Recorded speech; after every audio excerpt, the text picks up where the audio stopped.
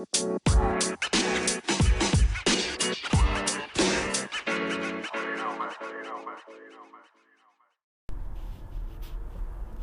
guys, welcome back to Tomboy Official.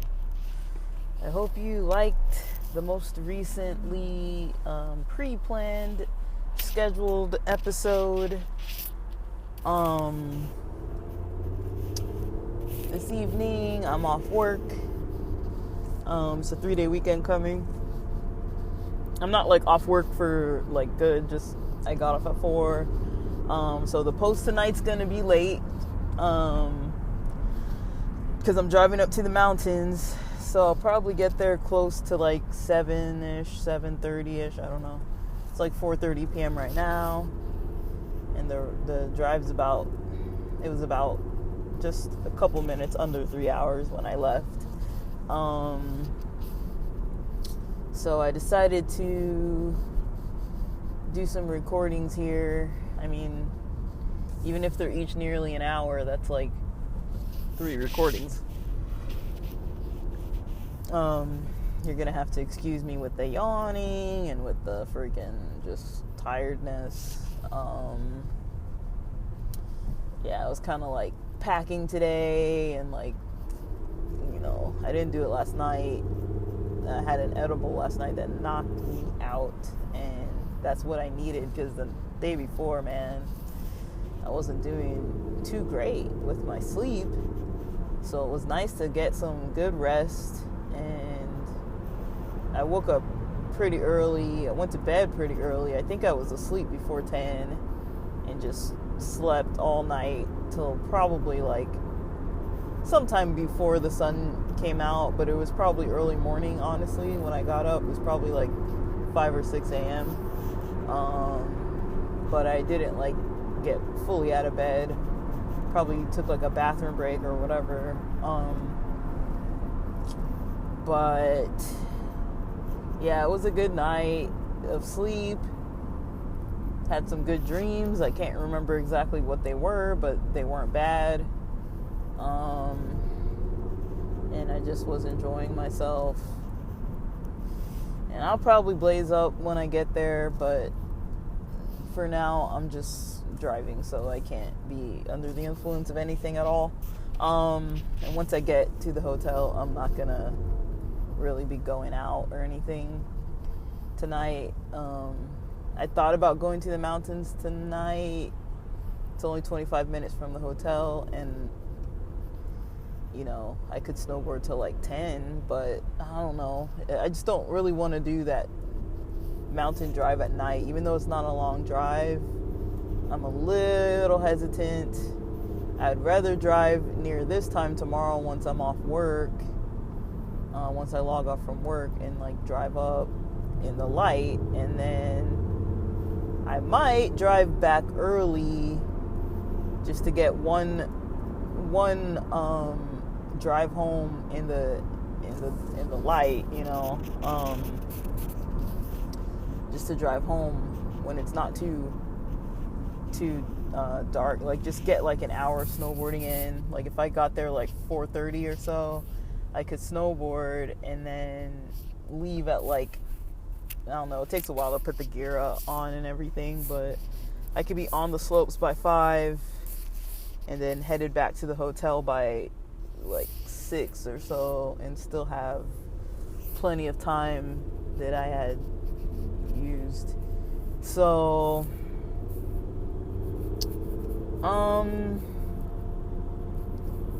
so that's something. I kind of okay, so the recording today, well, I'll just tell you guys a little bit more. So I got all my gear, tried to order some lenses for my goggles that were like some clear lenses, because the ones I have are tinted, and I'm like, well, if I'm going to be snowboarding at night, I can't really use the tinted ones too well because, it's dark. It's not pitch black, like they have light, like the trails are like lit up, they have like lighting, but it's like, it's still pretty dark. So, and if you're like in motion, you know, you want to make sure like if there's like rocks or dirt or whatever, you want to catch it. There was a storm last night. It would have been ideal to have actually gone this morning, but, you know, I didn't know how the roads were going to be, and I didn't want to take off work. But it was a little warm today. It was cold this morning, then it warmed up in the afternoon. But I noticed when I was putting my stuff in the car on my last break, probably around like 3:45 p.m.-ish, I was stuffing my car with the things that I didn't want to have like sitting in there all day long, because, you know, I don't want people stealing my stuff or breaking in my windows, or, you know, just, you know, some of it's food too. I got food delivered from Sprouts, so I was like, well, let me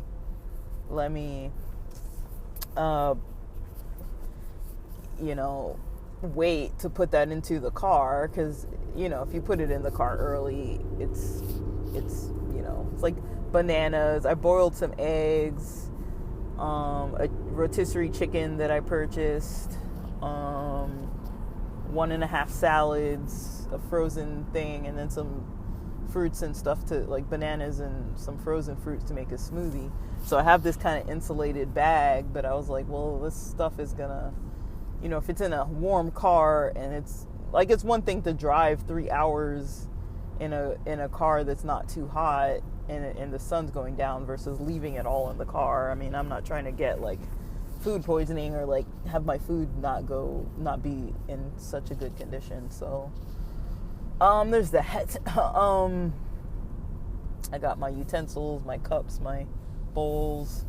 That's kind of how I roll. And I get hotels that have like the mini fridge that has the tiny freezer on top, and then like the microwave and stuff. So, I mean, there's a Del Taco and on the property, kind of like there's a gas station, and then there's a Del Taco right there, and then there's a freaking Subway sandwiches, but across the street, and that it's a highway, so it's like a pain to kind of cross the freeway, but I mean a highway, because there's like 2 freeway exits right there. But I mean, it's not impossible. I've been there enough times that I kind of know how to like get in and out of the parking lot easily now and stuff. So but yeah, I was actually considering moving up there because the rent's cheaper, and I was actually considering getting a studio up in that location, just in case, you know, I could probably find something near the price of rent that I'm already paying, that's close to the mountains, or in the mountains, and then stay till like April or whenever the season ends. I mean, and then just go up snowboarding like whenever the heck I feel like it. But I don't know. I'll miss my friends, and I don't know how often I need to be like at work, like in person. So yeah. So now that you guys are kind of caught up, yeah, that's what I'm going to be up to until, you know, I'm going to be logging off work at 4 and, you know, snowboarding at night, and then I'll see what I do Saturday. I'm headed to LA on Saturday, and I'm going to like chill in LA with my folks, and probably watch some movies and eat some food. And it's a 3-day weekend, so I have plans Monday with some friends locally back in San Diego, so we'll probably hit maybe one of the bars, gay bars or something. But yeah, so the topic for today is just in general about sexuality. Like a little, I you know, some things kind of came to mind that I kind of reflected on a little bit. And I was listening to this podcast called Enjoy the Podcast, and there's an episode with Amber's Closet. She's on there, and it's these guys that are like interviewing her. They're like friends. She's friends with one of their spouses, and you know how it is. Everybody just collabs with their friends, or with their on a professional level, or they collab with, you know, just other people. And so it's some more LA lesbians. If you check out Amber's Closet, I believe she has an episode of her on YouTube where she got to do an interview with the cast of the next generation of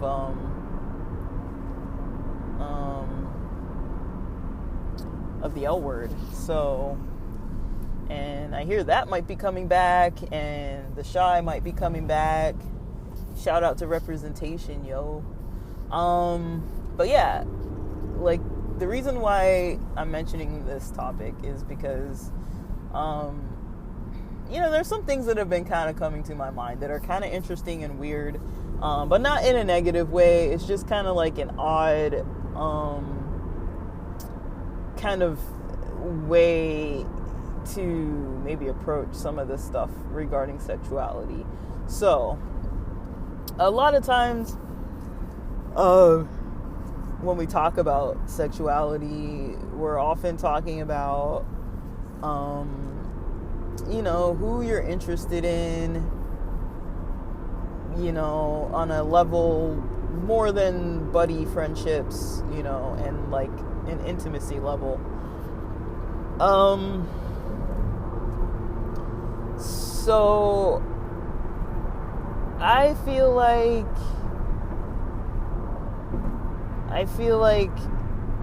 I'm kind of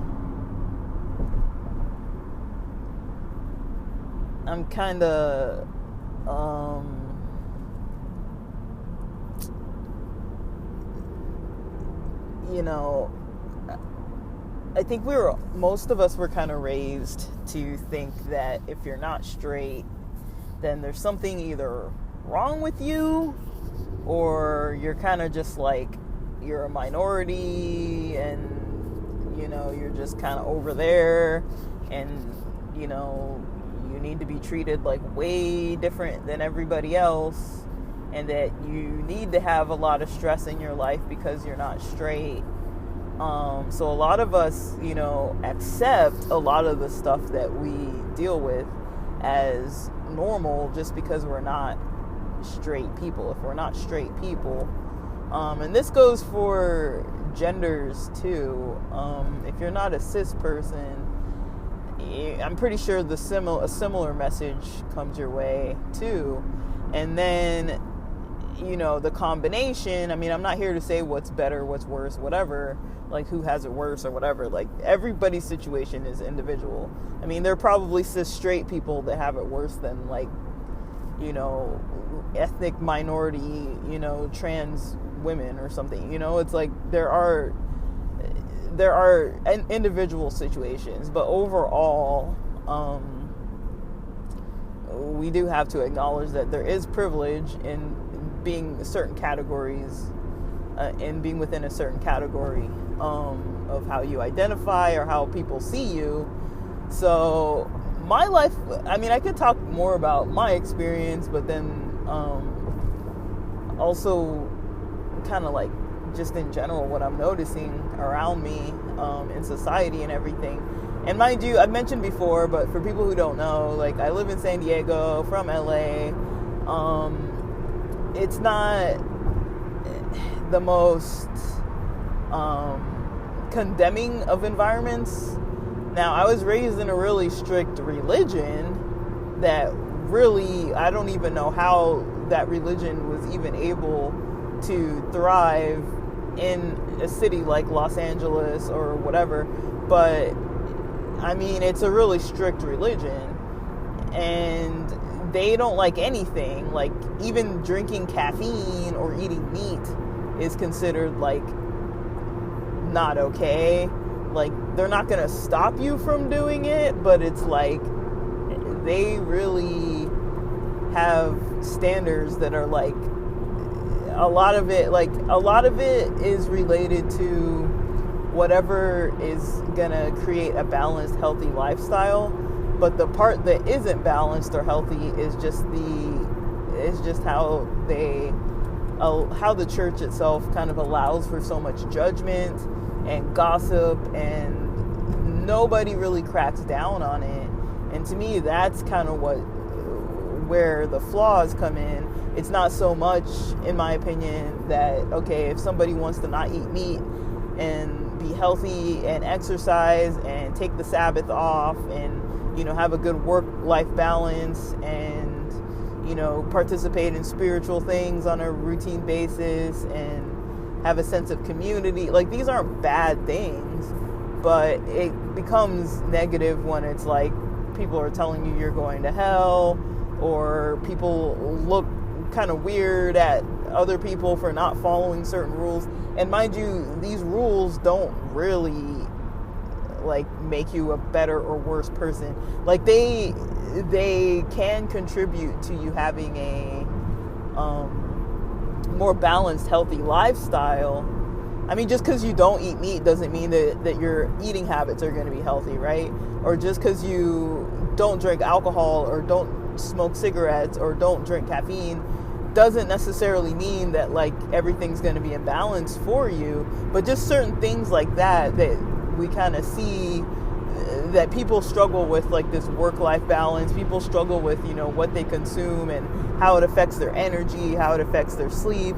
Like, there are definitely health benefits that have been proven that, you know, just following those health messages alone from that church, like, but not just only just doing it and not doing like a healthy version of it.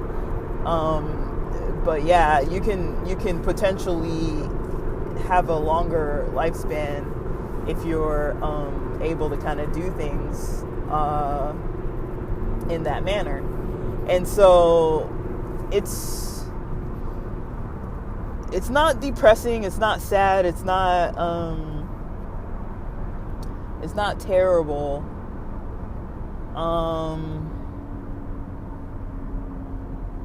It's just a little like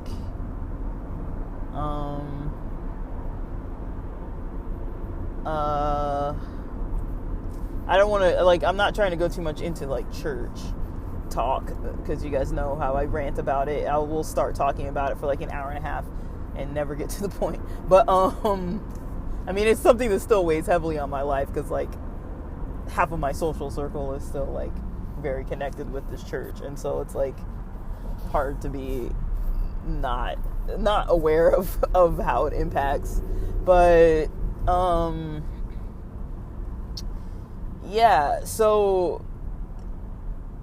so in my life, you know, I've been around communities of people who thought it was kind of like okay to tell other people how they think they should live, because of the environment of the church, of how they were kind of like promoting certain things. And I think a lot of people never really thought past it. It's like they could go to an Adventist school all their lives, work for an Adventist school or an Adventist university or an Adventist hospital or something along those lines. And, you know, there was so much Adventism going on in their lives that they never really were outside of that. And it was a negative experience for them. I did find the church to be quite judgmental, quite gossipy, quite just unhealthy and toxic in some ways. But in other ways, I mean, not everybody was like that. So then the thing that I'm trying to say is, like, I look at things now in like Los Angeles or Southern California, and like how that church has kind of evolved. Like, they do have LGBT spaces, genderqueer spaces. They do have spaces for people to come and be who they are, and without somebody saying you can't be like this because the church condemns you, because there's prejudice, because there's this or that. Like, you can just live your life and still try to work on being a good person. And that's, you know, that's kind of where I came more in touch with, you know, okay, like, I do like the church. It's just certain aspects that I don't vibe with, or like I do like how the church like, you know, talks about, you know, health or certain just different things. But it wasn't always like that. So when I was growing up, there was a lot of straight up, like, just prejudice teachings against all sorts of people. Adventists were prejudiced against other Adventists who didn't follow the traditions. People who were maybe raised in the church, who had parents who were in the church, were maybe more prejudiced against people who were, newer coming in, or the kids who were going to like public schools. There was prejudice against them from the kids whose, parents put them in private Adventist schools. Or if you chose a college once you got that age and it wasn't an Adventist college, you kind of noticed like you would get treated a little bit more differently. Not like pushed aside, but just like assume that you're not doing the right thing, you're not in with the right crowd, you're breaking the laws and like doing all these things that weren't seen as okay from the church. And I hung out with everybody, so I didn't really see that. Actually, what I experienced over time was how I noticed that I liked some things about the church. Like, I really liked talking about like deep topics and having like a space in a routine time period to like talk about those topics. And so like we would have Friday nights and Saturday mornings where we would just talk about like, there would be leaders that would like lead like religious discussions or whatever, and we would get to like test our opinions about things and our beliefs about things and our faith in things, like talk about it. Like we would actually have discussions in depth with people of our own age. And there was someone kind of leading it, but it did come into arguments sometimes, and that kind of stuff, but it kind of made you think, and I mean, that would be nice if all types of cultures had spaces like that where it was like you could just I talked to one of my friends about this, about how cool would it be if you could go to a place that was like a church, but it wasn't even like a religion. You just went and there's people who just want to show up and you sing songs together and you listen to somebody speak about some kind of motivational positive topic, and you participate in some way or another, like serving in the community or serving at that site that's there for the community, and then you're all just there with the same thing in mind, that this is something that's going to contribute to the quality of your week, improve the quality of your week, and that it's supposed to be fun. And so it would be cool if there was something like that, like a secular space for people to have like almost like a church, but it's not quite a church. Like it's not like religious necessarily, but I think that would be pretty dope, like to be able to just go to a place where you could just meet people. It's social. They have stuff during the week, and you just kind of go on the weekend day and you just kind of, do that whole thing. So I always thought that would be fun, but I don't know of anything like that really exists, at least not where I live. But I think, like, when it comes to not being a straight person and trying to figure out how do you know what your gender identity is, what your sexual identity is, like, how do you know? That's a very difficult question to answer without kind of filling in the gaps. I would say I don't think I really knew until some friends started like pointing out to me a little bit of discrepancies between like what I was kind of saying and what I was doing. It almost reminds me of, if you've seen, there's like this independent film called LIE, like Long Island Expressway. That's what it stands for, I think. But it has this main character. I don't want to spoil it, but like, it's got some themes in it that could be LGBT-esque, and it's basically a what do you call it? He's a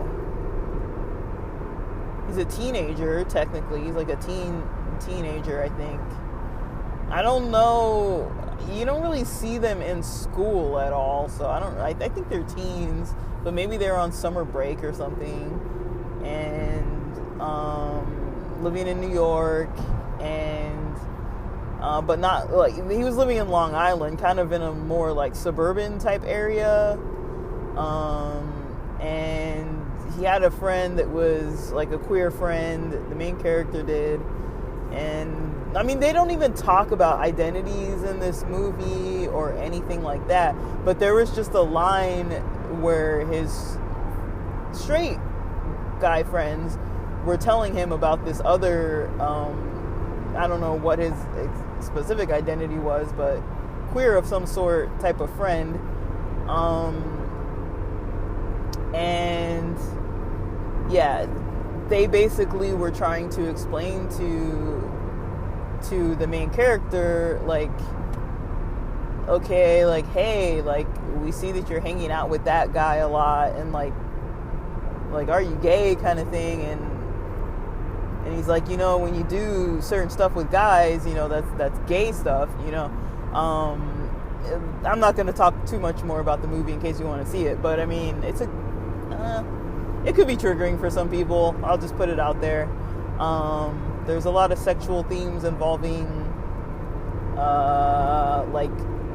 sex work and like pedophilia and stuff like that, where it's like, it's not like in a very explicit movie on that end, but it's, you know, there are some themes in there like that. I do have a problem with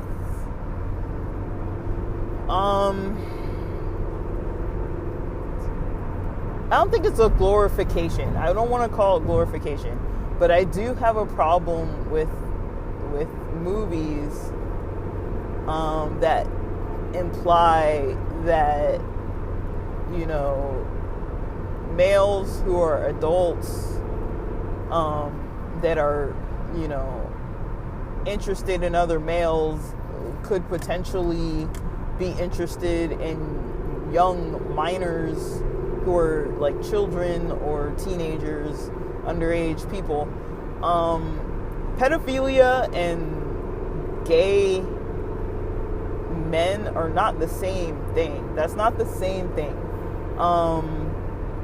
Just because someone has an interest in a certain gender, you know, doesn't mean that they're gonna be more likely to be, you know, sexually just kind of like manipulating people or anything like that. Same thing goes for, you know, how people talk about bisexuals. Same thing goes for how people talk about trans people. Same thing goes for how people talk about I was thinking of another, I just forgot. People who were like sexually abused. It doesn't mean that those people are gonna be like, you know, doing some kind of deviant sexual activities of any kind, just because, you know, their sexuality isn't straight, or just because they're not a cisgender person. But a lot of society kind of gets that message, and with that movie, that was kind of something that came up in that movie that I was kind of like, I kind of wish they wouldn't have put it in there, just because it was a little it contributes to some kind of negative cliche kind of thinking, where it's like the guy was not fully the main character, who was a teen, wasn't really fully knowledgeable about his sexuality, or like fully like solid with like knowing what he was interested in or like identifying himself or anything like that. And it's not like the main theme of the whole movie, but there are some themes in there related to this. And so I kind of wish that like it didn't have the pedophilia aspect in it. Like that wasn't like a main part of the movie either, but it was like, why'd they have to throw that in there? Like, to me it was kind of just like, I don't really know. Like, it wasn't, I don't know. Just to me, that just didn't feel like, I don't know. I prefer movies that are, I guess I would say for us, by us, you know, like, just like the company FUBU, you know, like, when there were a lot of like black clothing brands becoming more popular in the 90s and things, and there was FUBU, for us, by us. I kind of feel like that's what I like about the L Word and some other popular, you know, shows like that, because they actually use, you know, characters who identify as that certain, you know, identity that they're trying to portray in the movie, and the writers actually come from, you know, certain, you know, queer backgrounds and whatnot. I prefer that kind of writing more. Like a lot of things that are coming out by Lena Waithe, I've been enjoying that. There's a lot of stuff that I really think is, there's more benefit to it coming from, you know, our own people. But, you know, because I think mainstream, you know, cis straight culture really has some kind of weird thoughts or teachings or lack of teachings about us. And it is changing over time, but it's like, you know, a lot of people, you notice they struggle to remedy that. A lot of people really struggle to actually make it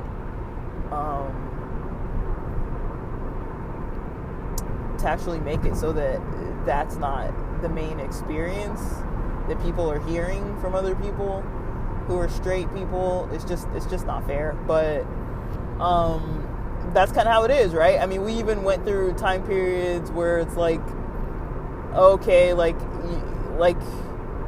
the guy who played Divyan Narendra on the Social Network. I don't think he's Indian, or some other people, you know, putting on brown face or black face or like whatever. It's like, could you not find an Indian person to play the Short Circuit guy, or like whatever? Like it gets to a place where it's kind of like slightly racist, and then it becomes slightly like homophobic, and slightly, you know, it just becomes some other thing, which I get it. It's entertainment, so I understand that, like, you know, sometimes they just want the drama and the entertainment, and it has to appeal to certain people. Like sometimes, for example, when there's a black movie, it doesn't appeal to like the white masses sometimes, because it's like, oh, maybe it's too black. Or maybe, you know, if there's a queer movie or a queer series like L Word, it's like, I have a lot of straight friends that I can recommend shows and movies to, and they'll watch it. But if I start telling them like, oh, watch the L Word, it's like about all these lesbians, and like they'll be like, I'm not gonna watch that, you know. But it's like, we really don't have that many movies and shows anyways, and especially ones that are like made by us. And so it's interesting to even see the general public's approach to like not even like watching any of it. Like, we can sit and watch straight stuff all the time, and then like, oh look, there's a gay character, but then they don't watch our stuff, you know. So it's kind of like interesting. It's just interesting to me that you kind of see that happening in society. I'm not saying everybody. I mean, I have great friends, great family. I mean, I feel like I know a lot of people who are open-minded, and the ones who aren't super open-minded are open-minded enough that I'm not gonna complain, you know what I mean? So, yeah. But, yeah, none of us are perfect. I mean, I'm not super open-minded either. I don't know everything. I have my hang-ups about stuff too. So, you know, none of us is without fault of any kind. But, you know, we all keep trying. That's the best thing to do, is to keep on trying and keep on learning and expanding our minds. But it's kind of hard for me to drive and focus on what I'm talking about, guys. So yeah, when it comes to those experiences of you know, even just seeing the representation out there is kind of like weird. And then once it comes from the representation, a lot of why I'm mentioning like media representation and that kind of stuff is because if it's not written by us, and then it's you know, it's presented to society and the world, and it's not written by us, and then people start getting these ideas of like, oh, this is how they educate themselves, right? About us. And so they're getting these flawed ideas, and we get the flawed ideas too, right? And so some of that's kind of what I want to talk about. Like there's like this whole hang up about, you know, what is your label? How do you label yourself? I mean, there are times when I think labels can be important, and there are times when I think labels aren't really too important. I mean, it just kind of depends on yourself, on your own situation. But not knowing your identity labels, or not fitting specifically into one, or not labeling yourself as one thing for like all eternity, and like maybe noticing more about yourself later on in life, and like noticing some other aspects to your identity. There's nothing wrong with this, but a lot of times society is very harsh on people who aren't cis straight people. And so we do get a lot more pressure to do things like coming out, or, you know, identifying ourselves and things like that. Because it's like, it puts you in a weird space to sometimes like not have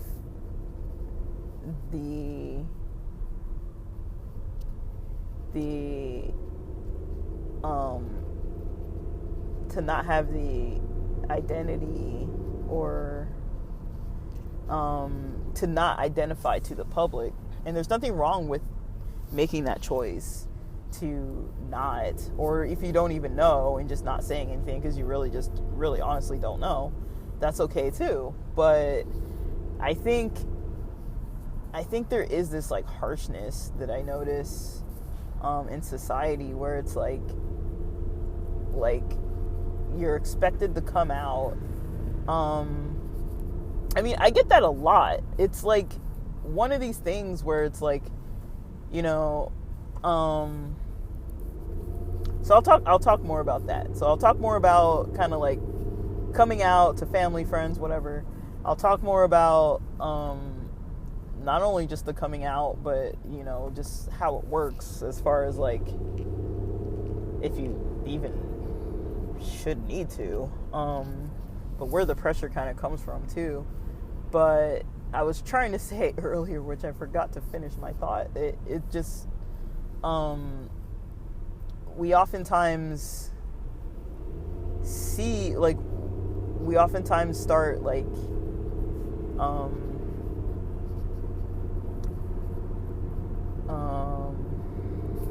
dude, the brain fog is real today, guys. We oftentimes think about like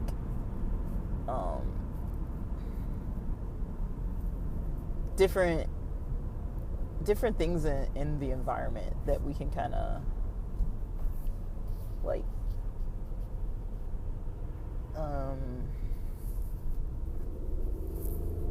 maybe, hold on, I gotta pause this. All right, now I remember Oh my goodness, I had to pause because I couldn't remember what I was trying to say. Um, so, like, from my own experience, I wasn't like fully aware of what was going on early on, right? So, what that looked like for me was, just being pretty confused about stuff. I mean, I've mentioned this before, how I kind of always thought that, like, okay, when I'm like 20 or 30 or 18 or whatever, I'll be like, quote unquote, normal person, normal, I'll be girlier and I'll like a lot of men and want to be with them and stuff like that. I'll really enjoy that, and that's going to be something that I prefer. Like, I thought maybe I was immature, maybe it was an age thing, maybe, and people kind of told me that too. It was kind of like, you're a tomboy, and it was kind of like, okay, you're a tomboy because you're a kid. And then, and you like to play sports, you like to play with the boys, and like, you're a tomboy, and like, but it was kind of interesting to me when I started noticing my friends around me, because I hung out with mostly guys, like most of my childhood. I had a couple female friends, and we were friends because we played sports with the guys. And so, like, I had a couple female friends. They weren't anything like most of the other females either. And then I didn't really have a lot of female friends. I had some kind of more effeminate male friends, but never from what I remember. I mean, I wasn't like I was good with everybody. Like, I think with my personality and just like, and kind of like my kind of gender identity, it kind of helps me in a way to kind of flow between different types of groups of people. Like, being a black person raised in an environment with a lot of white people and other minorities that weren't necessarily black, right? So I'm familiar with like a lot of different Asian cultural things, different Asian groups, and different, Latino groups of people, and all kinds of just different people, church people, secular people, different religion types of people, being in religious environments, being in non-religious environments, being in, environments where people had money, all the way down to like friends that were literally like homeless or living without like running water or like electricity or getting evicted all the time. Like, I hung out with everybody all the time, and male, female, whatever people identified as, none of that ever really concerned me. It was more just like the person themselves. Did I feel like it was a healthy vibe, and the connection I felt with them, that was kind of more what I focused on. It was kind of trying to keep it safe and keep it developed and building it, or even just keep it stagnant if it was good, like whatever. Like, I'm not like pushy with people with stuff.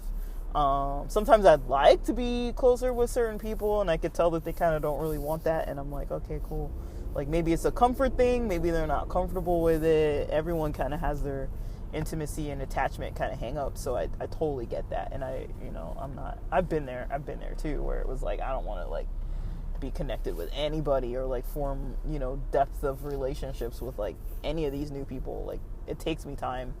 And, a lot of people have been hurt, myself included. So I get it when somebody's like standoffish or like, just like, it's too much for them, and I get it. But, I was never really fully told,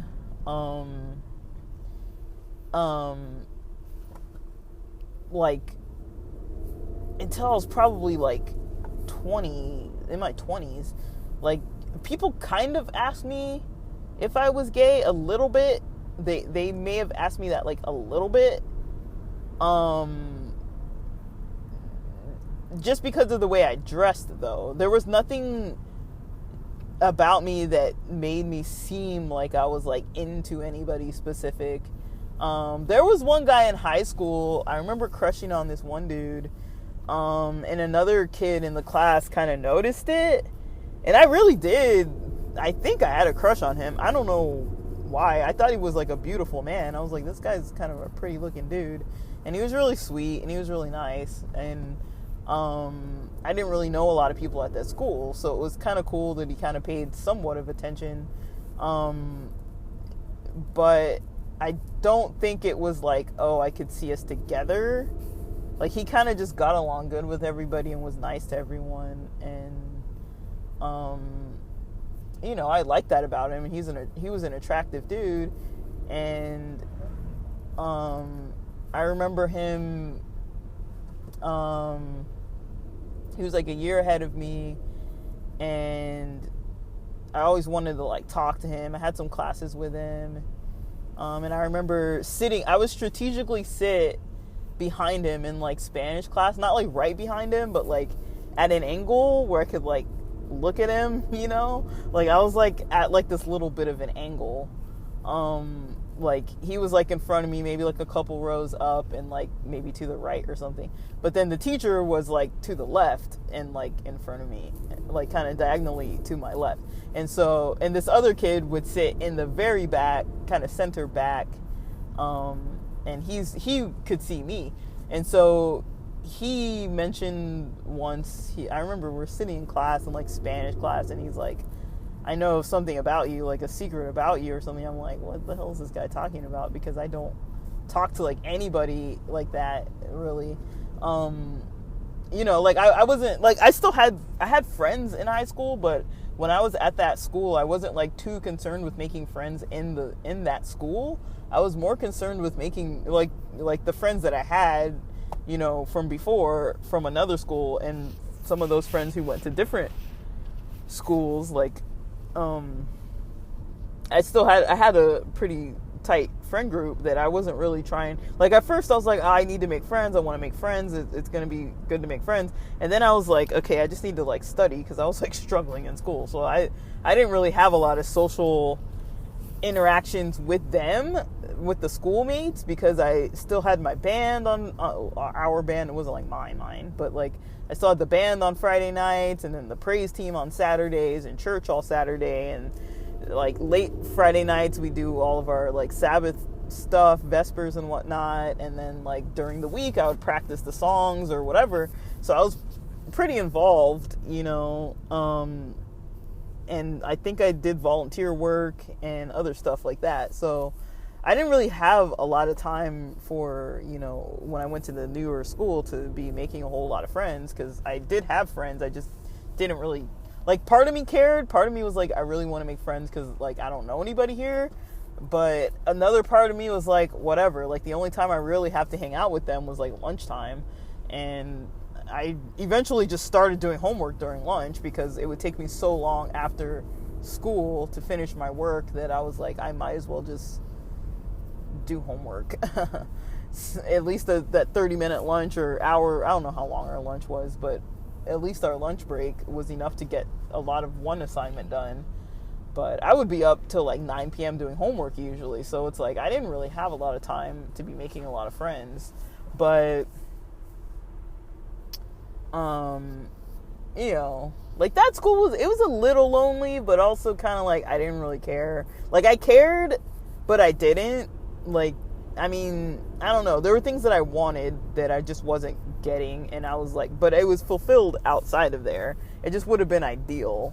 And I was coming from a social environment of like church people where I didn't even know how to interact with people that were like, I don't even know if it's offensive to say secular, but they weren't like it wasn't a religious school. So there wasn't a lot of religion involved at all. And I was still very involved with the church and very involved with my friends who went to church and related church schools. And so I wasn't, I was still like in a different culture, I was still in a different subculture, trying to like adapt to like a secular subculture. And I wasn't necessarily not fitting in. I just didn't know how to do it. Like, I didn't have like social skills, which is kind of weird, but like I didn't really know how to like meet people. I was really sarcastic, so I think that was off-putting. But I thought I needed to be that way because I was trying to be like tough and be like, oh yeah, I'm a badass. Like, I want people to think I'm like a badass kind of person. But that wasn't me. I mean, I'm not a badass person. Like, fuck, I'm not. But I was trying to like portray that just as like a defensive way of being like because I thought it was like cool or whatever. And then so yeah, like I didn't really get to know a whole lot of people, but that guy, you know, he made a comment like about like I know something about you, and he's like, I don't want to say anything because, you know, it might be embarrassing. And I was like, what? Like, just say it. Like, because we're in the middle of Spanish class, the teacher's like lecturing, and he's like, yeah, you have a crush on Mario. And I'm like, what? Like, like, what's he saying? Like, and I was kind of trying to like play it off, and I'm just like, I made some comment. I remember what I said, but it didn't make any sense. Oh, he's like, you like Mario, and I was like, yeah, Mario likes you or whatever. And then like, I don't know why I said that. I was just like trying to have some kind of a comeback or whatever, and it didn't make any sense. But I kind of just like said that, and he didn't really make any remark, and it kind of got him off my case, and he never mentioned it again. But I mean, it was kind of obvious because I'm sitting there like staring at this dude who's not even where the teacher is, and I would strategically sit there all the time and just like stare at him. And just the fact that he said it and then he told the other guy too, I was like, damn, like that kid, he was like one of those, like, he wasn't a bully, but he was one of those like class clown kind of people who just mess with people all the time. And so I was just kind of like, whatever. And that's the most I heard or said about it or anything. You know, like, me and this dude weren't gonna get together. We weren't really like a thing. It wasn't like we didn't hang out. I didn't have his number. I knew kind of which direction he lived. He lived towards the beach because I remember seeing him like walk home sometimes. So I know which direction he lived. I remember talking to him a little bit about like where he was gonna go to college, things like that. So I think I know where he went to school, but I don't really know this guy at all. But yeah, that's probably the one guy that I can remember kind of having some form of interest in, that I was just like, what on earth am I feeling? Like, what is going on? And it wasn't really like, I don't know what it was, because it wasn't like a crush that's like how you would typically describe a crush. Like, it was more like I had somewhat of a liking towards him. I thought he was an attractive guy. But, I mean, sexually, I don't even know if I even thought about him in a sexual way. Like, I don't think I sexually had any interest in, like, him touching me or me touching him or kissing him or anything. It was more like I really liked his personality and how he was with everybody, because he was, like, one of those guys that was, like, cool with everybody in the school. He was, friendly to everybody at the school. Everybody liked him. He was respectful, but it wasn't like a fake thing.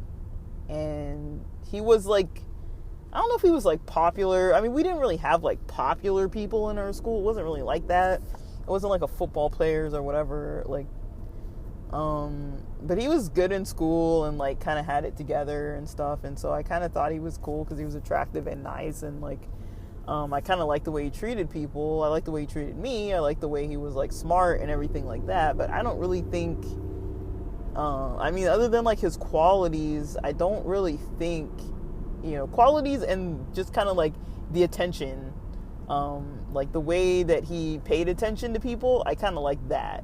But I don't really think, I don't even know if you'd even consider that a crush. I considered it a crush in high school. That was kind of my definition of it. I thought I was like in love with this person. But I mean, looking at it now, it's like I didn't really want any of that. I wasn't like fantasizing about him, like doing anything with him or anything. There was nothing like that. And that's the only guy that I can kind of think of kind of liking like that. I didn't really tend to get deep crushes on dudes like that. I never really have. That's probably the strongest I can remember that anybody ever noticed or addressed, noticing with me, you know, having any form of interest in a guy, in a cis straight guy whatsoever. And this was like once for like a year period of time. I never got to know him better. I mean, I got to know enough about him because I was like all like interested, but I mean, I didn't like know him. Like, I wasn't friends with his friends. I wasn't on anybody's radar. I don't think I ever had his number, and he never signed my yearbook. I never got him to sign I think I never even picked up my yearbook my first year there, and so I don't think I even like got him to sign my yearbook. I think I signed his. I can't remember if I put my contact info. I don't know. I don't really remember anything, honestly. But I liked it. I liked just, it kind of made my day to be in like some classes with him and stuff. But I mean, I don't really even know like what that was. That was just like a weird thing. Like, I would say that I do kind of often feel that way about people, just because I like them. That's just how I am with certain people. I just like them, and that's the kind of stuff I like in people. So I don't think, I think mostly for me, coming out of like a church, I was like, well, this is kind of like the most ideal person I've met that's within like my comfort zone of what I've been taught that I need to like. I mean, he wasn't, other than that, it was just kind of more like, this is socially acceptable, but I don't really think I was really like trying to get with him or anything.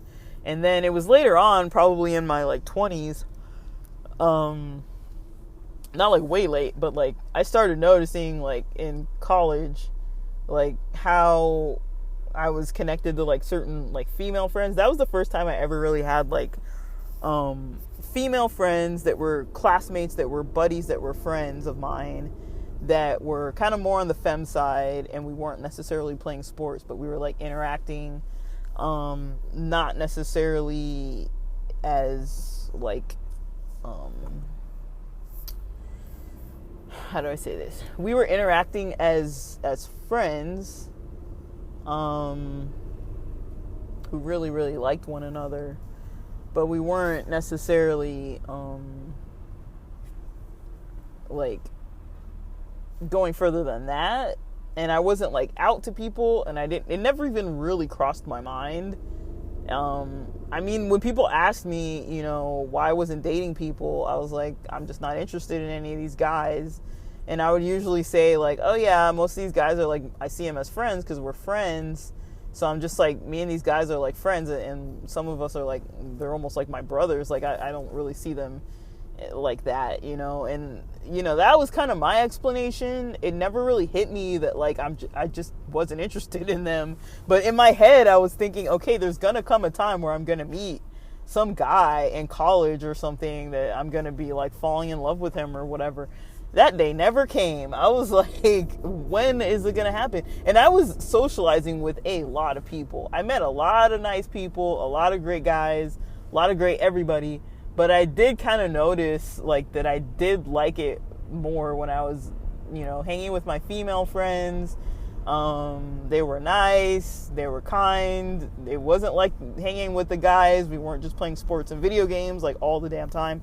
Like, we could have like some depth to like our conversations and things. And I really liked that. And I was like, this is different, because I'm not used to hanging out with women too much. And the ones that I did usually hang out with was mostly during like church, and they were like super conservative and reserved, and like weren't really open to like discussions that weren't like Jesus or something that like, sometimes you have other stuff going on in your life. You're not just trying to like sit and talk about the Bible. So it's like, we didn't really get to know each other on that level, because they were kind of like, we just didn't really have anything in common. Let's be real. The one thing I did tend to have in common with the religious, like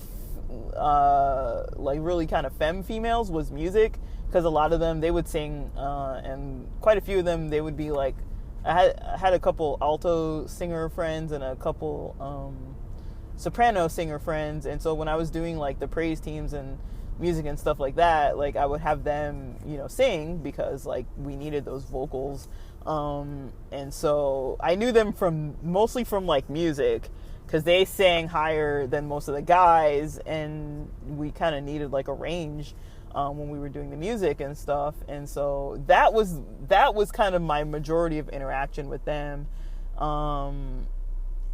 Or, you know, I'd hang out with them when they were dating my friends, my guy friends. And so that's kind of how I grew up. And then, you know, in my 20s, like in college, grad school, stuff like that, you know, I started just getting like a lot deeper relationships with people. I don't know, like maybe my brain was cooked by then, and I was able to kind of like identify more of like what I wanted, what I needed, what I was kind of interested in. And like I was more and more phasing out like the church kinds of peoples, because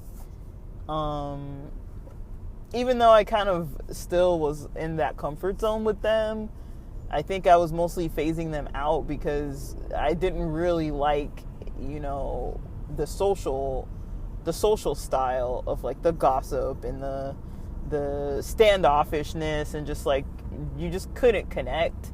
Like it was just so hard to connect to them because everyone was so defensive about like the judgment that they might experience from other church people. It was just impossible to develop stronger relationships with people, and it was just really frustrating because I was like, dude, like why can't I make this work with any of these people? Like I grew up with them, like I know them, our parents hang out together, like, you know, but it just, you know, and it was a lot of people. It's not like just like one or two people. This is like I met this dude once, who I thought I was dating. I don't know what the hell I was doing, but like, yeah, I went on a lot of like date type things, and he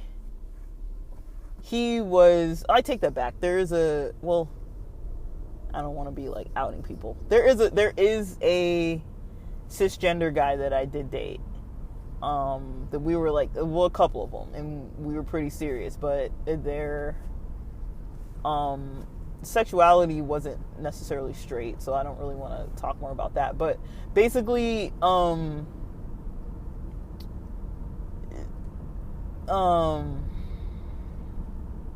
yeah, the relationships just weren't easy to form. And mind you, I've never really had too much of a difficult time forming relationships with people, so that's why it was so hard when it was like, okay, I can't form a relationship with these guys, with anybody, you know, like it's not like I didn't have friends or anything, but it wasn't like there wasn't depth to it, like, if that makes sense. Like it's kind of like you can have like surface level relationships with people, and still hang out and see each other all the time, and then like there's no personal kind of connection, or like there's no like things that you share with each other that you kind of just don't really share with other people.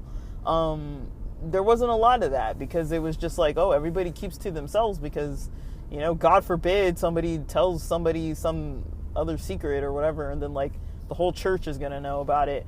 And like, yeah, the reason why I was mentioning that one dude that I kind of went out on a date or so, I don't know, we were like interacting together or whatnot. So we interacted. Let's call it interacting. I don't know if we were dating or what the hell was going on, but like we interacted often, and he was cool. Like he was like an anime geek, and we got along really good. And like, but it was funny because he was just like, you don't really know that many people, because he was looking at my Facebook. He's like, do you really know this many people? And I was kind of like, I don't really think I have anybody on my Facebook that I don't like know, because I see a lot of those people regularly. And what people might not notice sometimes with certain, like with the Adventist church, there are other Adventist churches. It's not just your church where you go. There's other churches, and LA has so many of them. LA and the Valley and the Inland Empire, they have so many Adventist churches, and a lot of our like youth leaders, collegiate leaders, they were really active in communicating with the other leaders. And so we interacted with a lot of people from other churches that were our age, and had events together, and, you know, raised money to do certain stuff together. And like we'd see each other, and we kind of knew of each other, and it's like, oh, this person, like you're so and so's brother, and like we used to play basketball, and like, you know, like you would kind of know of people and like keep in touch, like little pen pal type things. That's just kind of how we were. And that was another time, but like it was right like when Facebook, you know, once I got on Facebook, which I wasn't on there early. I started on there in like 2008 or something. And this guy's looking at my Facebook, and he's like, "Oh, we added each other on Facebook or something like that." And he's like, "You don't really know all these people." And I'm like, "Yeah, I think I do." Like, we weren't all like besties, but like I was within a community with a whole lot of freaking people. And so he was like, "Wow." Like, I think it was like maybe like a year later of when I was still kind of talking and hanging with him and stuff. One of my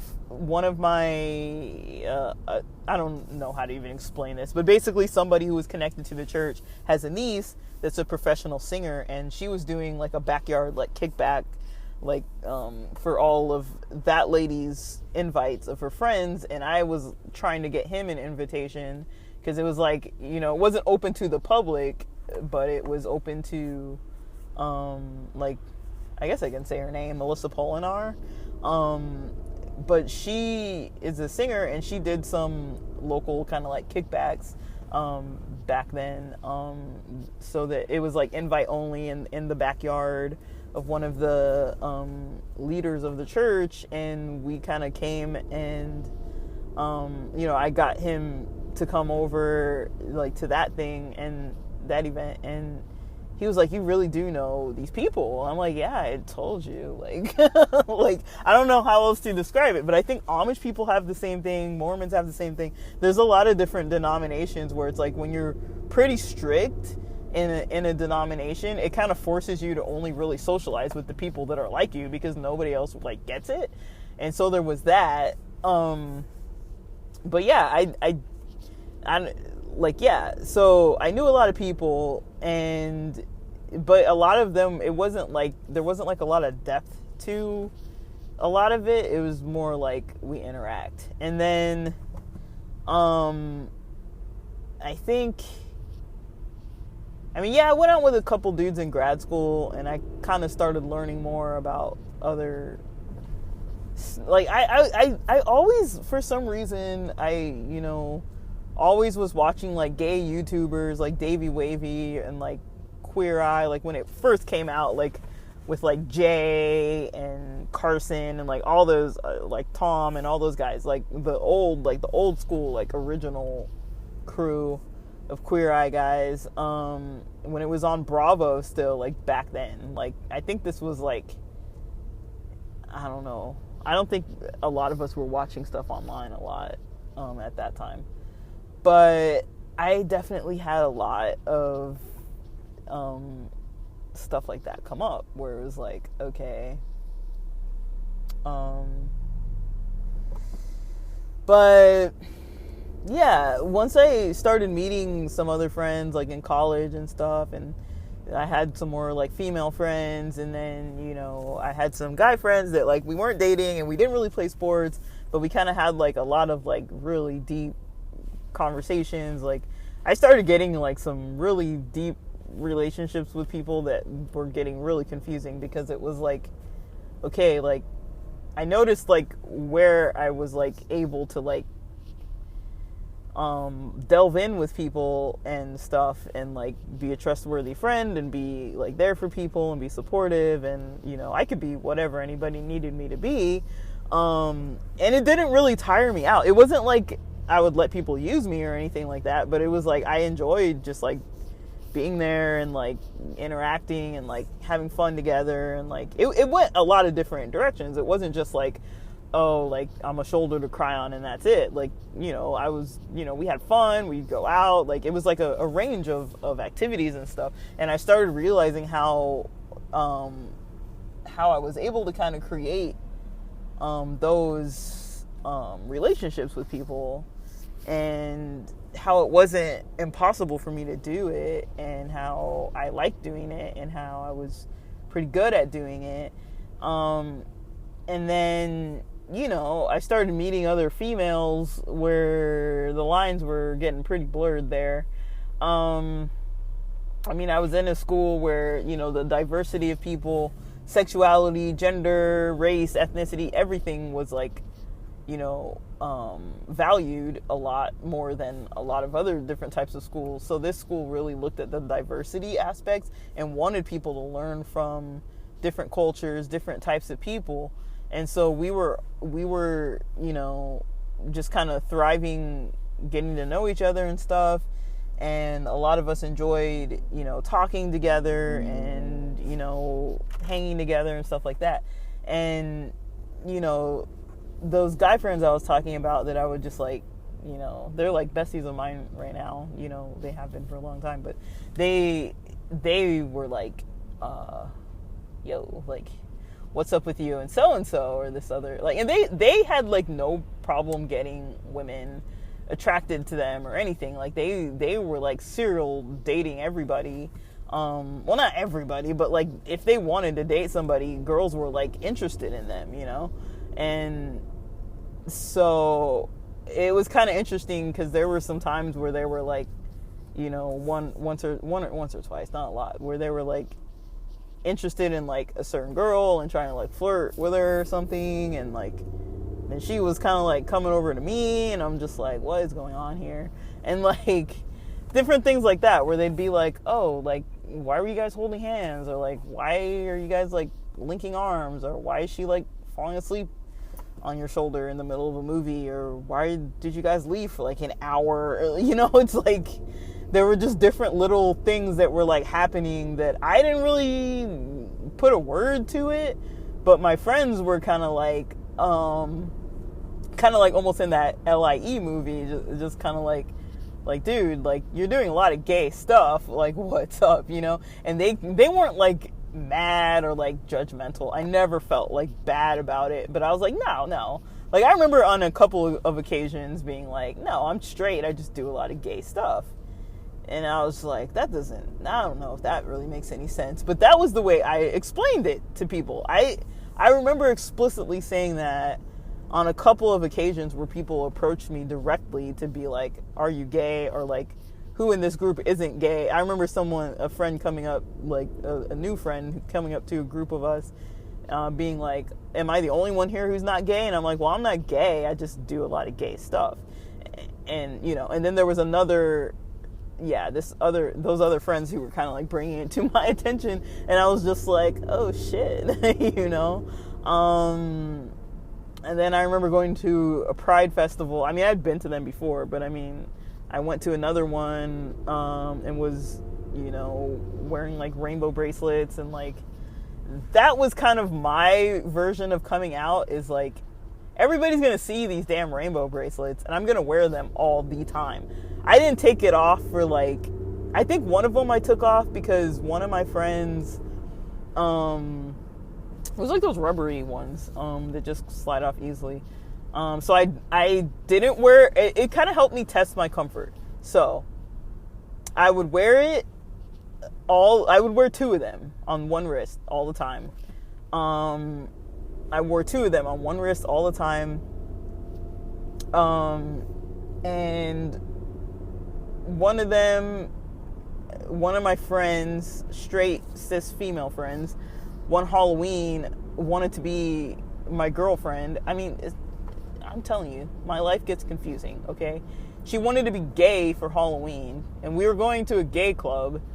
So she wanted to be girlfriends for Halloween. Not really, like, we weren't like really together, but like, I remember her like taking my hand in the street and like walking hand in hand in the street. Like, I'm just like, what the fuck is going on? Like, I didn't take offense to it, but it's like, I feel like that's something that commonly happens to me, is that even if I'm confused, people around me aren't as confused as I am about what I'm doing. And so, I mean, not so much anymore, but I mean, like, when I was kind of like in the earlier phases of my, I don't even know if you want to call it sexual development or whatever the hell, I don't know what it was. Like, I was trying to like figure out what I was doing. But because I was so connected to this church and so socialized by this church, I didn't really have the words to be like, oh yeah, I'm not straight. I just said I was straight because everybody at the church said I was straight. My parents always said I was straight. My family members always said I was straight.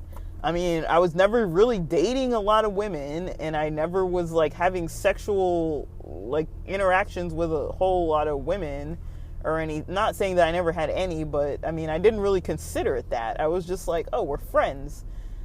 This lady is a friend of mine, and that's why we're touching each other. Like, I didn't really put two and two together that, like, oh, like, this is like really gay. And I'm pretty sure I'm not the only one, but it's like, yeah, like, looking back is like, okay, like, I didn't know what was going on. Like, I was literally telling people I was straight, and it's like, people clearly knew I wasn't. Anytime your friend is going to tell you that they want to be your girlfriend for Halloween, and then, you know, I gave her one of my rainbow bracelets. So then I was down to one rainbow bracelet, and I wore those to kind of test my comfort. It helped me kind of test my comfort, because having a rainbow bracelet, at least where I live, like, people know what's up. Like, if you're rocking the rainbows, it's like you're either an ally or you're queer. Like, there's not really a lot of reasons to be wearing rainbows. It's a very, like, specific move out here where I live in Southern California. This is getting difficult because I have to pee, and I'm still like 90 minutes out, so I'm gonna have to make a decision soon here. I hate when this happens. I don't even know where I am. I don't think I'm anywhere near, though. This is so annoying. I was hoping this wouldn't happen, but it's happening. I hate having to go to the bathroom when I'm driving, and then it's like, now I gotta pull over. I mean, I guess I can wait, but like, geez, I would rather not wait. But anyways, whatever. I was just, it was just confusing. Like, and if I can get confused by stuff like that, I'm sure anybody else can, because, like, you know, I've always been into, like, reflecting on things, and, like, that was just something I just never really got down to understanding until later on in my life, where I was like, oh shoot, like, I kind of put two and two together and kind of realized what I was actually feeling about things, and what was actually going on, and what I was actually, like, actively avoiding. But yeah, the bracelets, both of them, and then even having one, they kind of helped me to realize where I was comfortable. Like, there were certain places where I was very comfortable wearing those rainbow bracelets. So at work, I would never wear it. I took it off. I would put it on when I came back home. I never wore it at work. I never wore it. I always wore it with friends, on the weekends, whenever, when I was home, whatever, because I would go, like, I think I kept it I had a backpack that I took to work, and I think I kept it in the backpack, and I think after work I would put it on or something. I can't remember. But it was in my backpack, and then I would put it on after work just in case I was going shopping or something. I didn't mind there if people thought or knew I was gay. I didn't mind at the gas stations. I didn't mind in the restaurants. I did mind when it was with church people. I did mind when it was with, that was mostly when I would mind the most. Church people, parents, family. I didn't really wear it in any of those places. Yeah. That's kind of the most. But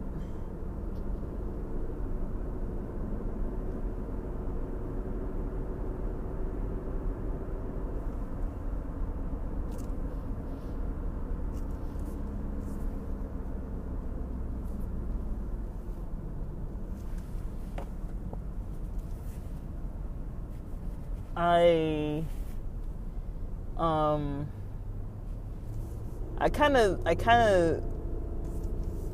like, that's just kind of it's weird, right? Is it not weird? I mean, it's super weird. It's incredibly weird. Shoot, there's an In-N-Out there. I could totally go to the bathroom. Let's see. Man.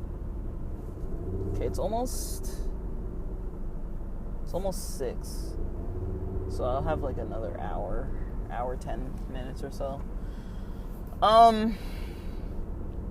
But yeah, so that's kind of earlier on how I related to things, was basically once I could figure out my comfort zones. That bracelet really helped me figure it out, because I was like, well, if I'm not gonna wear it in certain places, I had to ask myself why, because I did realize there were a lot of safer places where I could feel like if anybody here thought I was gay or knew I was gay or whatever, I wouldn't really care at all. And then there were other places where I was like, I really don't want to be out in this environment or in this space or around these people, these certain individual people or whatever it was.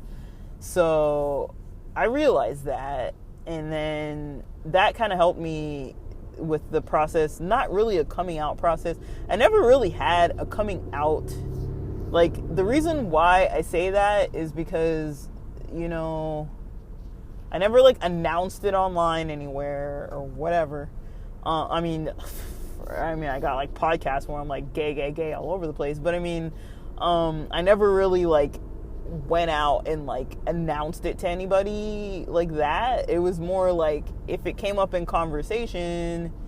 And then there were a lot of times where people assumed that I was dating men, or that I had interest in men, or that I was newly meeting, potential boyfriends, and stuff like that. And so it was sort of it helped me once when I was dating somebody that was a mother. We were not that far apart in age, but she had kids.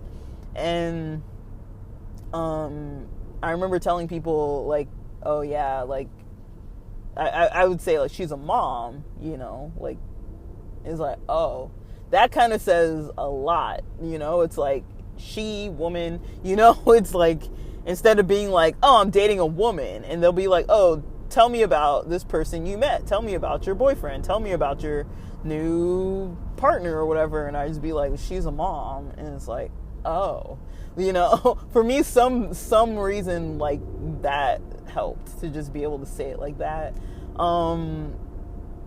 And yeah.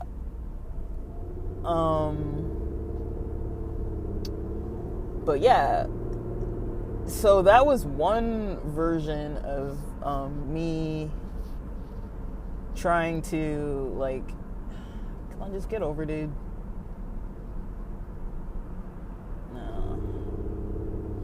Of me trying to find my space in the world, as far as the queerness, how to kind of represent myself, how to kind of be okay with it, how to be comfortable with it. But the reason why I say, that I never really came out too much is because I never really had a moment. There's never been a moment. But I do often think about it, about people who don't know me well, and certain friends that I've never directly come out to. For example, I might go up to Mammoth this season, and I've got a church friend that I might go with, and maybe a couple church friends from who I grew up with. One of them isn't straight, and the other one is. The one who isn't straight is out to everybody, and then the other one who is straight, I grew up together with this person. Their parents and my parents still hang out. It's one of those things where it's I want to invite a couple of my queer friends from where I live, and it's just have them there, and it might be a little I think I would be a little bit hesitant to try and really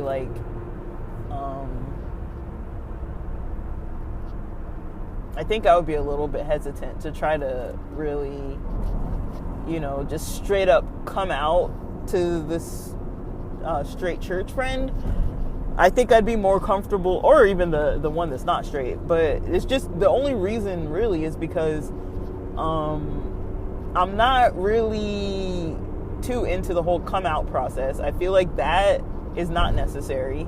I do feel like straight people, gay people, we're all equal. Straight people don't have to come out. It's not on me if somebody doesn't know me well enough to know who I date or who I'm going out with. I mean, me and this friend never talk about who we date. We never talk about our recent relationships. So why should I have to go out of my way to explain to this person that, you know, the last recent people I've been dating were not men, not cis men.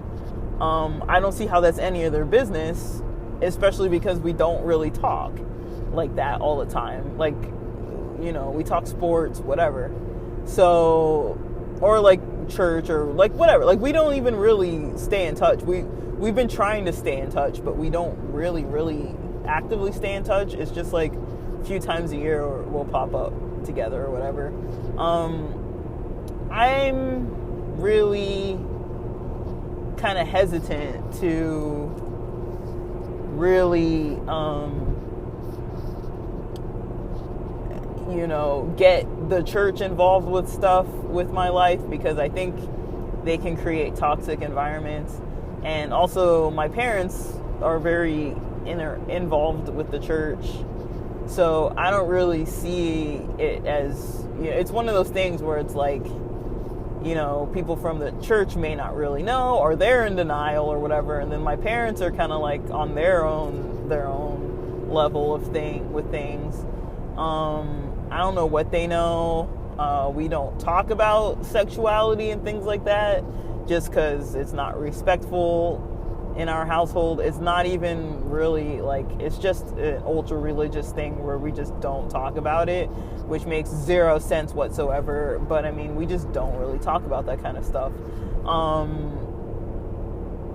And I mean, the first sex education that I had was in school from non-married people. I can't really confirm if they were virgins or not.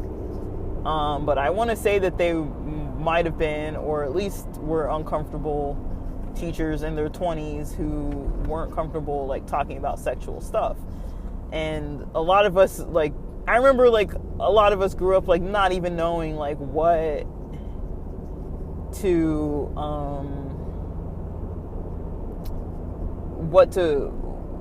like, they didn't teach us sex ed like anything that really mattered. It was like, here's like a sectional, like a cross section of like internal organs of like genitalia and stuff, and of a male and a female, and then, you know, don't have sex outside of marriage. You can only marry man and a woman. You know, we were kind of taught like that. Like, we weren't taught nothing. It was innovative at that time that we were even taught about STDs. Like, that was like a whole discussion that they were like, we can't teach this. You know, it was like, okay. Like, we had like a separate teacher who was like a 9th and 10th grade, like high school teacher, come into like our 5th or 6th grade class and teach us separately. And then I remember in church, I think it was at church, we had some like Sabbath schools where it was like sexuality type of topics, where they'd always split up the males from the females. But that was always an awkward experience for me too, because I was just like, okay, like, I identify as female, I know I'm a female, but it's like, I'm not really vibing with, like, something about it. I never really vibed with the whole, like, let me be in this whole room full of like female classmates.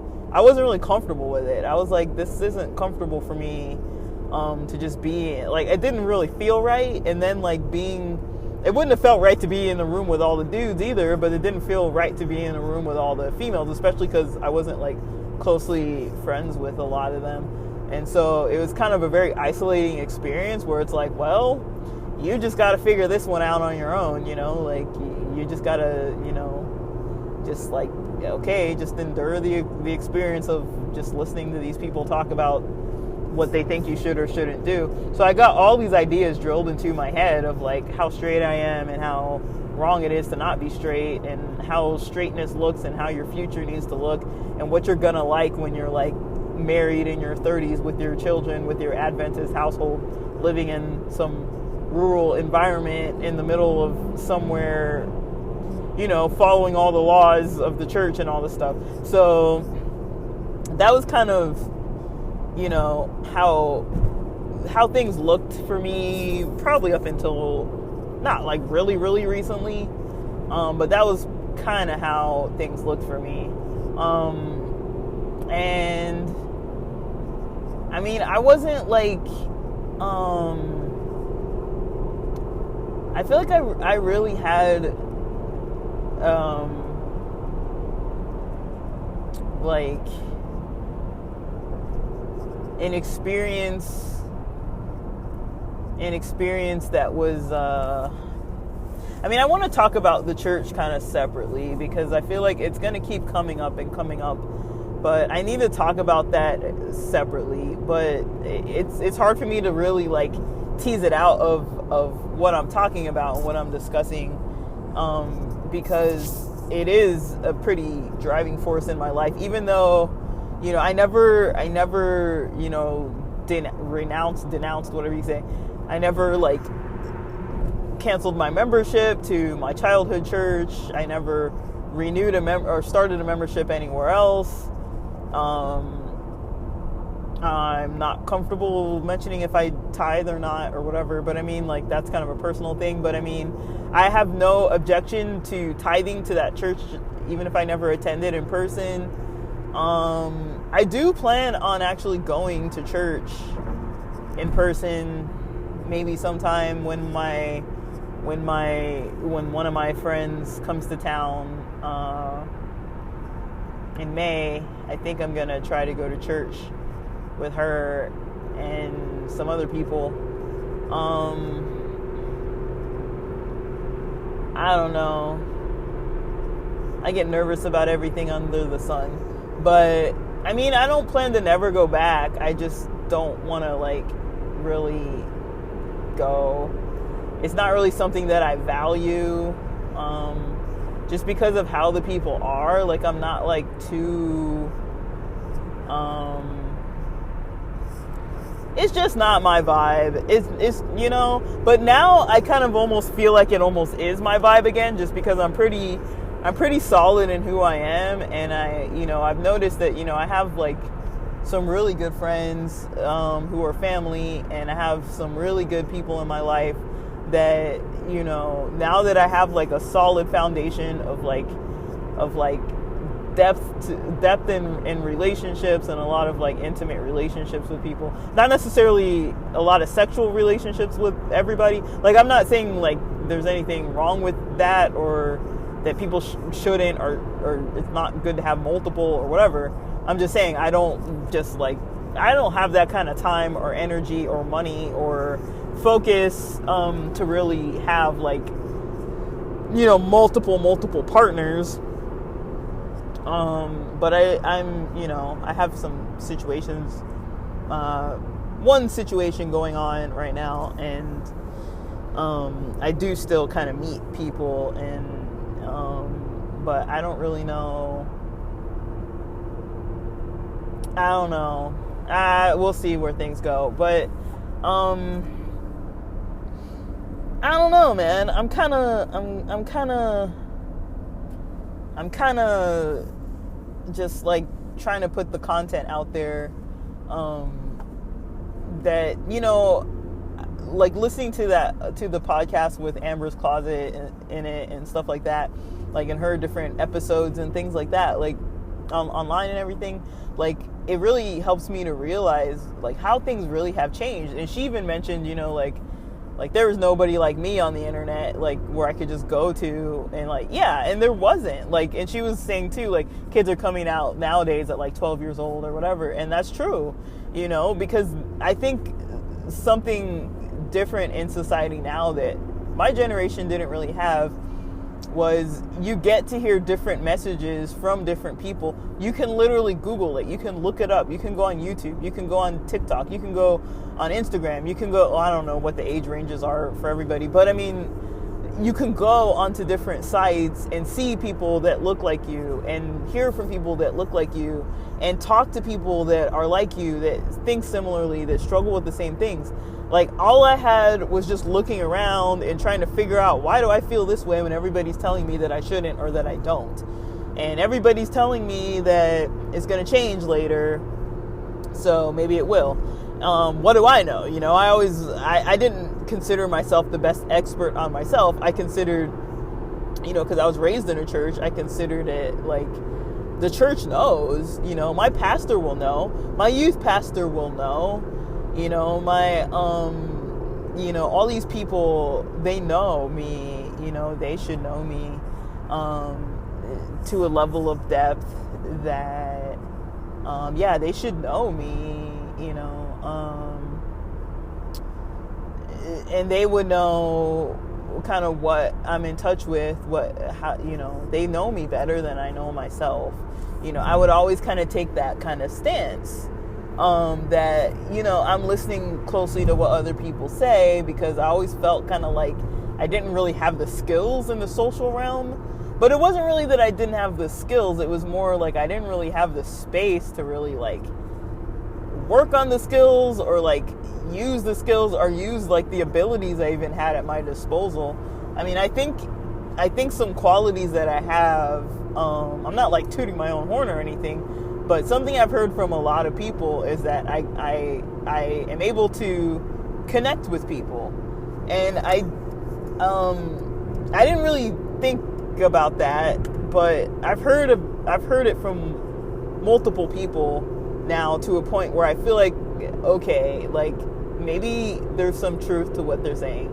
A lot of people have told me that that's something they appreciate about me. I mean, I have friends that a lot of people don't like, because they just don't like them. I have friends that a lot of people just don't freaking like, man. Because they're annoying, or, they're obnoxious, or something like that. And I get it, like, you're not supposed to have to be annoyed by your friends or whatever. Like, I get why there's the shunning of people and all that. But I mean, I've never really seen that as like an issue. Like, I can easily just be like, dude, you're getting on my nerves. And that doesn't like make me not want to hang out with somebody just because they've annoyed me a couple of times. Now, there are people that I would consider toxic forces in my life that I would just not need to be interacting with them, because like, why, But I have other friends that I'm very like attached to, that other people maybe don't really like because they're weird or awkward or not cool socially, or there's like some social thing. Yeah, there's always something like that, so I'm like, I don't want to be that person who's a dick, like, I don't want to be a jerk, because I don't really feel that way. I don't really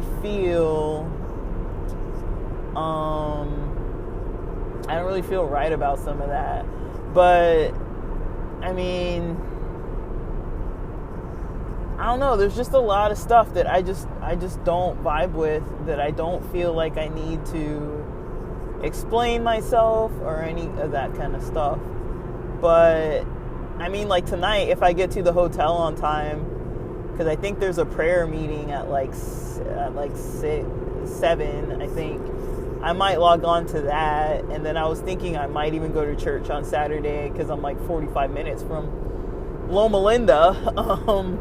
So, I mean, I don't like Loma Linda that much as far as their churches and stuff, or La Sierra and all that. But I mean, if they might have like one of the, I didn't even bring any like clothes, so it's like I'd feel maybe a little embarrassed to just like walk in and be like, like, I'm here at a church that's not even mine, and like I'm just wearing whatever. Like, I didn't even bring any like a button-up shirt or anything nice, really. So I don't really think I have anything other than like sweats and like t-shirts, and I have like hiking like windbreaker pants.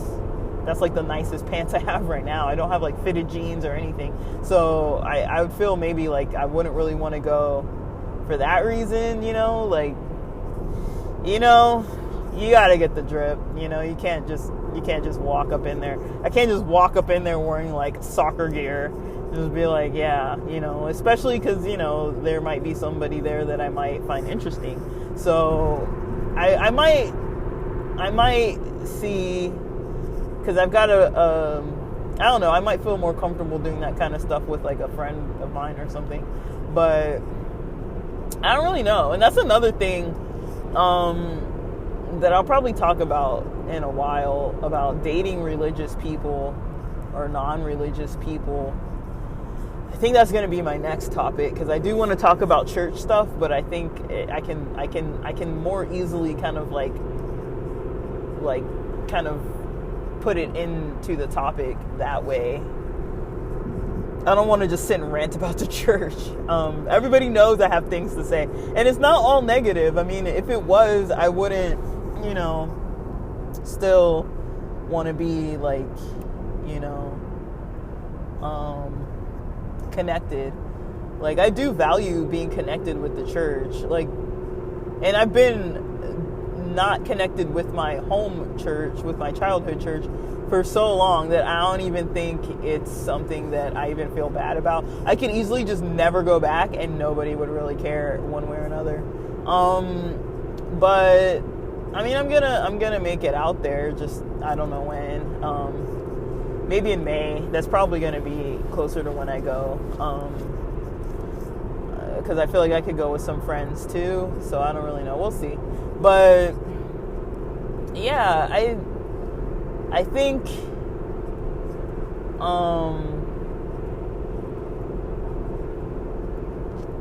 for the most part, that's kind of how I could tell that I wasn't straight. And you can see that's a journey. Like, there was a lot of stuff. Like, I always gravitated towards like LGBT content and movies and stuff, which was something to me that was like, it's kind of interesting looking back, because I literally, like, I always thought too, like, I was like, I'm just behind with this kind of stuff. I'm just, behind with this stuff. Like, I just, maybe I'm not fully developed yet, and I just am behind, like, I always kind of thought, like, maybe I'm just behind, maybe I just don't know how to do it right, or, like, I just, like, maybe I wasn't taught right, and maybe I'm not, like, an attractive person, or whatever. Like, I would just think things that made no sense,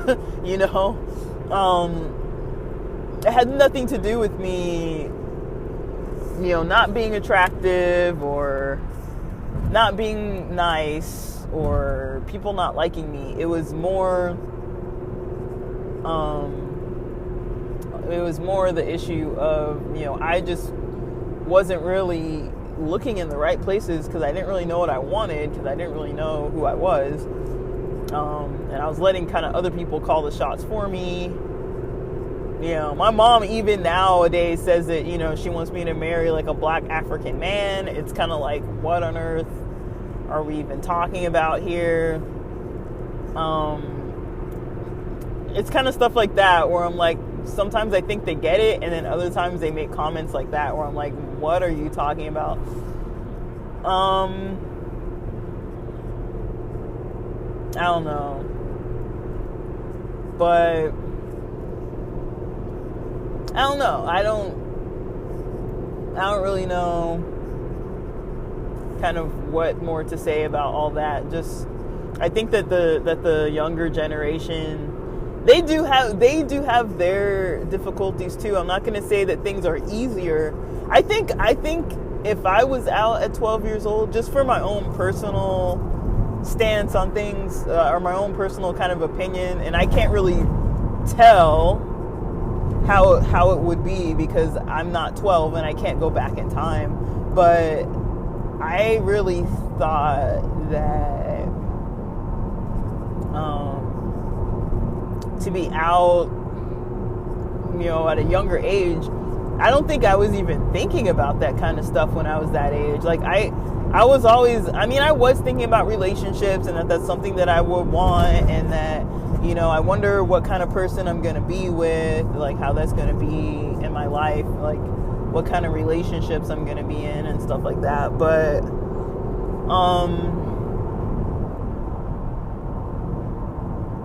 I've never, when I was younger, I never was really like trying to like date anybody. And nobody was really trying to like date me. And I always just assumed it was like a lack of attraction thing. Like I don't know. I'm not like down on myself. Like I don't think that I'm like an unattractive person. That's not like what I'm trying to say. I just thought maybe I wasn't like appealing to other people. Like I like the way I look and the way that I am. Like I've got like no hang-ups with it, but you know, I've had people tell me black people who are also black tell me that people aren't gonna like you because you're you know, black or that kind of thing, you know. But yeah, I don't really think I don't really think I have too much more to say on this topic. I think I've said it all for now. I mean, I feel like I keep repeating topics or like putting like bits and pieces of one topic into another topic. But yeah.